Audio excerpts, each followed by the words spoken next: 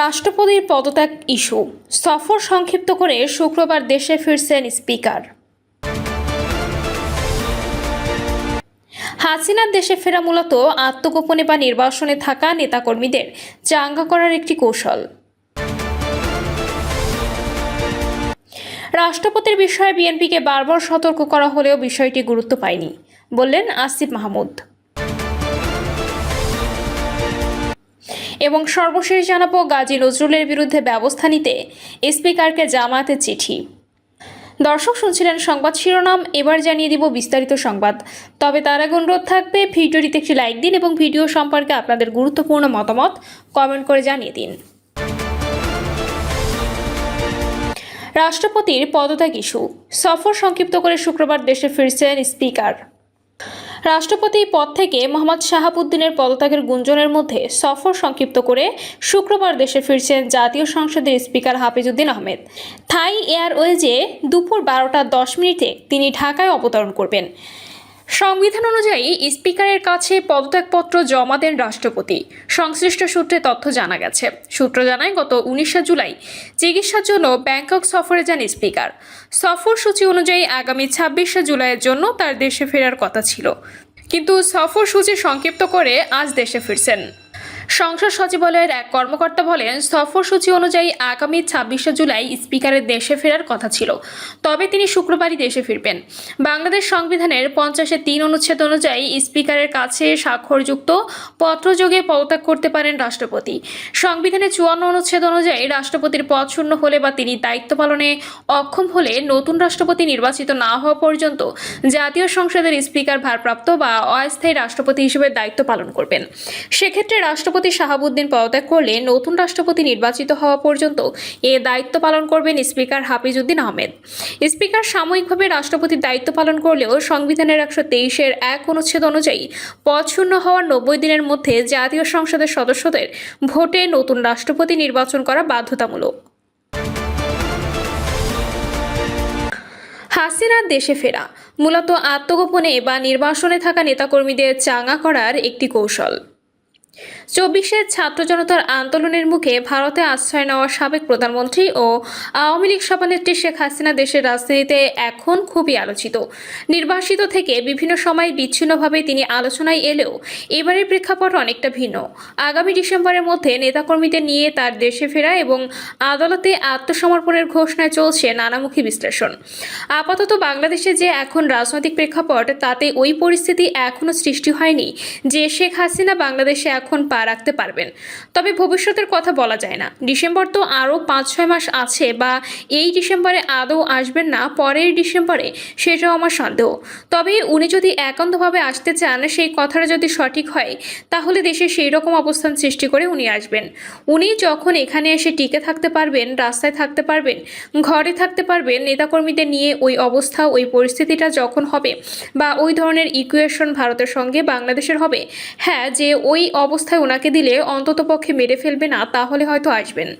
তিনি আরও বলেন, বঙ্গবন্ধুর খুনিরা যখন বিভিন্ন দেশে, কানাডায়, আমেরিকায় বিভিন্ন জায়গায় পালিয়ে রয়েছে, তাদের আনতে পারে নাই। আর শেখ হাসিনা তো বাংলাদেশের প্রধানমন্ত্রী, তারপর বঙ্গবন্ধুর কন্যা, সুতরাং তাকে ফেরত আনাও অত সহজ না। দেশের বর্তমান রাজনৈতিক বাস্তবতা, আইনি জটিলতা এবং আন্তর্জাতিক সমীকরণে হাসিনার এই প্রত্যাবর্তনের সিদ্ধান্তকে অত্যন্ত জটিল এবং নানামুখী চ্যালেঞ্জে ঘেরা বলে মনে করছেন রাজনৈতিক বিশ্লেষক, আইন বিশেষজ্ঞ এবং রাজনৈতিক নেতারা। তবে বিশ্লেষকরা আরও বলছেন, হাসিনার দেশে ফেরার ক্ষেত্রে সবচেয়ে বড় ভূমিকা রাখতে পারে রাজনৈতিক সমঝোতা হলেই কেবল তিনি সহজে দেশে ফিরতে পারবেন। সমঝোতার মাধ্যমে ফিরলেও তাকে দেশে ফিরে কারাগারে যেতে হবে, যা বলছেন রাজনীতিবিদরা। বিএনপি চেয়ারম্যানের উপদেষ্টা পরিষদের সদস্য সৈয়দ মোয়াজ্জেম হোসেন আলাল বলেন, শেখ হাসিনা দেশে ফিরতে চাইলে তাকে আইনি প্রক্রিয়ায় ফিরে আদালতের মুখোমুখি হতে হবে, তবে তার সেই সৎসাহস আছে বলে মনে করি না। তার ভাষ্য, শেখ হাসিনা নেতাকর্মীদের বিপদের মুখে রেখে পরিবারের সদস্যদের নিয়ে বিদেশে চলে গেছেন, এমনকি তিনি আওয়ামী লীগ সংগঠনের ভবিষ্যৎ নিয়েও ভাবেননি।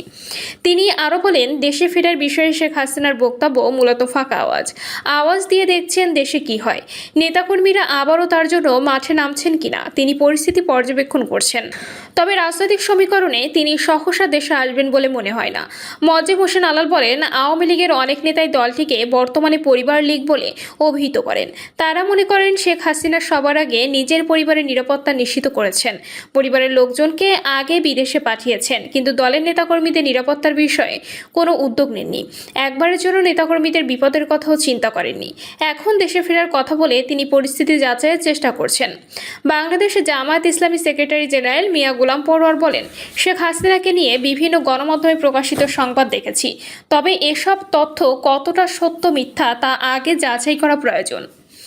এর আগে তিনি অনেক কথা বলেছেন, কোনো ব্যক্তি যদি স্বেচ্ছায় আইনের প্রতি সম্মান জানিয়ে নিজেকে আইনের কাছে সোপর্দ করার সিদ্ধান্ত নেন, তিনি সম্পূর্ণ তার ব্যক্তিগত বিষয়।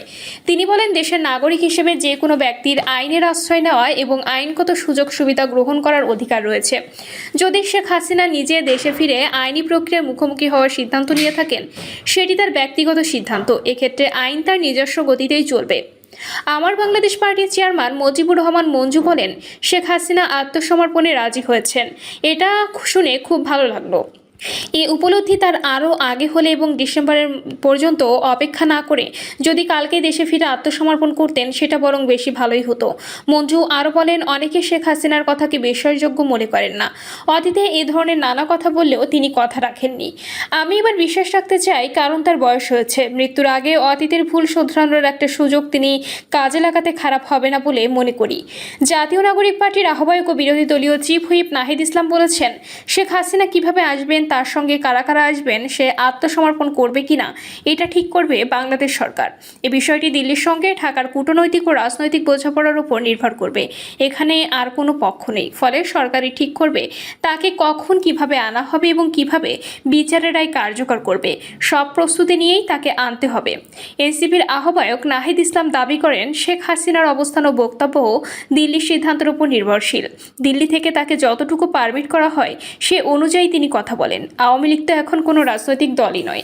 জুলাই গণঅভ্যুত্থানে অংশগ্রহণকারীরা দেশের স্বাধীনতা, সার্বভৌমত্ব ও রাজনৈতিক যে কোনো পরিস্থিতি মোকাবেলায় প্রস্তুত।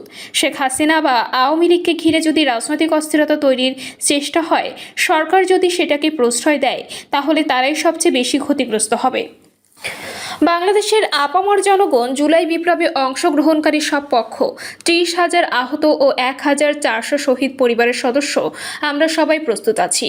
আইনে কি আছে? ভারত ও বাংলাদেশের মধ্যে পলাতক অপরাধী বিনিময়ের আইনি ভিত্তি হল বাংলাদেশে বন্দি প্রত্যর্পণ আইন। 1974 এবং 2013 সালে স্বাক্ষরিত ভারত বাংলাদেশ বন্দি প্রত্যর্পণ চুক্তি। এই আইনি কাঠামোর অধীনে উভয় দেশ গুরুতর অপরাধে অভিযুক্ত বা দণ্ডিত ব্যক্তিদের নিজেদের দেশে ফিরিয়ে আনতে পারে। 1974 সালে আইনের 4 ধারা অনুযায়ী সরকার গেজেট প্রজ্ঞাপনের মাধ্যমে যে কোনো বিদেশি রাষ্ট্রকে এই আইনের আওতাভুক্ত করতে পারে।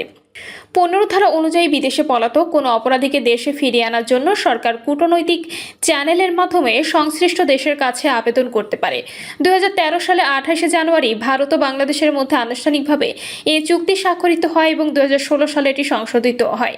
চুক্তির আওতায় যেসব অপরাধের সাজা কমপক্ষে 1 বছর বা তার বেশি, শুধু সেসব অপরাধের ক্ষেত্রে প্রত্যর্পণ কার্যকর করা যায়। প্রত্যর্পণ না করার শর্তাবলীর মধ্যে রয়েছে রাজনৈতিক অপরাধ, অর্থাৎ কোনো অপরাধকে যদি রাজনৈতিক প্রকৃতির বলে বিবেচনা করা হয় তবে অভিযুক্তকে প্রত্যর্পণ করা যায় না। তবে হত্যা, অপহরণ এবং নাশকতার মতো গুরুতর অপরাধগুলোকে রাজনৈতিক হিসেবে গণ্য করা হয় না। চুক্তি অনুযায়ী কোনো রাষ্ট্র তার নিজের দেশের নাগরিককে অন্য কোনো দেশের হাতে তুলে দিতে বাধ্য নয়। এছাড়া ন্যায় বিচারের স্বার্থে অভিযোগের গুরুত্ব বিবেচনা করে বা প্রমাণাদির অভাবে অনুরোধকারী রাষ্ট্র যদি প্রত্যর্পণের আবেদন খারিজ করতে চায় তবে তা করতে পারে। সরকারের অবস্থান, বর্তমান সরকারের বক্তব্য তুলনামূলকভাবে স্পষ্ট। সরকারের বিভিন্ন পর্যায় থেকে বলা হয়েছে, শেখ হাসিনার বিরুদ্ধে যেসব মামলা ও বিচারিক কার্যক্রম চলছে সেগুলোর আলোকে তাকে দেশে ফিরিয়ে আনার জন্য আইনগত ব্যবস্থা গ্রহণ করা হবে। অর্থাৎ সরকারের অবস্থান রাজনৈতিক নয়, বরং আইনি কাঠামোর মধ্যে বিষয়টি দেখানোর চেষ্টা করা হচ্ছে। সরকারের মতো কোনো নাগরিকের বিরুদ্ধে আদালতে মামলা থাকলে এবং আদালত প্রয়োজন মনে করলে তাকে বিচারিক প্রক্রিয়ার আওতায় আনা রাষ্ট্রের দায়িত্ব। তবে আইনি দাবি উত্থাপন করলে যে প্রত্যর্পণ নিশ্চিত হবে, বাস্তবে বিষয়টি এত সহজ নয়। আওয়ামী লীগের সাংগঠনিক সম্পাদক এস.এম. কামাল বলেন, বঙ্গবন্ধু কন্যা শেখ হাসিনা দেশে ফিরতে চান। তিনি অতীতেও মাথা উঁচু করে দেশে ফিরেছেন। সব নিষেধাজ্ঞা উপেক্ষা করে 1981 সালে 17 মে তিনি দেশে ফেরেন। আবার 2007 সালে মে মাসে তিনি সেনা সমর্থিত সরকারের রক্তচক্ষু উপেক্ষা করে দেশে ফেরেন। তিনি বলেন, বর্তমানে জাতির কাছে এই বিষয়টি পরিষ্কার যে জুলাই আন্দোলন কোনো আন্দোলন নয়, এটা সাম্রাজ্যবাদীদের চক্রান্ত। ডক্টর ইউনূস দেশ ও দেশের মানুষের সঙ্গে বিশ্বাসঘাতকতা করেছেন। রাষ্ট্রপতির বিষয়ে বিএনপিকে বারবার সতর্ক করা হলেও বিষয়টি গুরুত্ব পায়নি বললেন আসিফ মাহমুদ। জাতীয় নাগরিক পার্টির মুখপাত্র আসিফ মাহমুদ সজীব ভুইয়া বলেছেন, রাষ্ট্রপতি মোহাম্মদ শাহাবুদ্দিন অবশেষে অপসারণ হচ্ছে, এটা সুসংবাদ। পোস্টে তিনি লেখেন, রাষ্ট্রপতির বিষয়টি অনেক আগেই রাজনৈতিকভাবে নিষ্পত্তি হওয়া উচিত ছিল। বিএনপিকে বারবার সতর্ক করা হলেও বিষয়টি যথাযথ গুরুত্ব পায়নি। সময়মতো উদ্যোগ নেওয়া হলে আজ আলোচনা সমালোচনার অবকাশ থাকতো না। অবশেষে অপসারণ হচ্ছে, এটা সুসংবাদ। গাজী নজরুলের বিরুদ্ধে ব্যবস্থা নিতে স্পিকারকে জামায়াতের চিঠি। সাতক্ষীরা 4 আসনের সংসদ সদস্য গাজী নজরুল ইসলামের বিরুদ্ধে প্রয়োজনীয় ব্যবস্থা নিতে জাতীয় সংসদে স্পিকার হাফিজউদ্দিন আহমেদ বীর বিক্রমকে চিঠি দিয়েছে বাংলাদেশ জামায়াত ইসলামী। এর আগে তার বিরুদ্ধে ব্যবস্থা নিতে প্রধান নির্বাচন কমিশনার এএমএম নাসির উদ্দিনকে আলাদা চিঠি দেয় জামায়াত। চিঠিতে বলা হয়েছে, গাজী নজরুল ইসলামের বিরুদ্ধে বিভিন্ন গণমাধ্যমে প্রকাশিত সংবাদের বিষয়ে পরিচালিত সাংগঠনিক তদন্তে তার নৈতিক স্খলন প্রমাণিত হয়েছে। এই কারণে বাংলাদেশে জামায়াত ইসলামীর গঠনতন্ত্রের 62 নম্বর ধারা অনুযায়ী তাকে দল থেকে বহিষ্কার করা হয়। চিঠিতে আরও বলা হয়েছে, গত 22 জুলাই জামায়াত আমির ডক্টর শফিকুর রহমানের সভাপতিত্বে অনুষ্ঠিত দলের কেন্দ্রীয় নির্বাহী পরিষদের জরুরি বৈঠকে সর্বসম্মতিক্রমে এই সিদ্ধান্ত নেওয়া হয়। প্রিয় দর্শক, এই ছিল এখনকার সর্বশেষ সংবাদ। আপডেট সব সংবাদ পেতে চ্যানেলটি সাবস্ক্রাইব করে বেল আইকনটি ক্লিক করে রাখুন।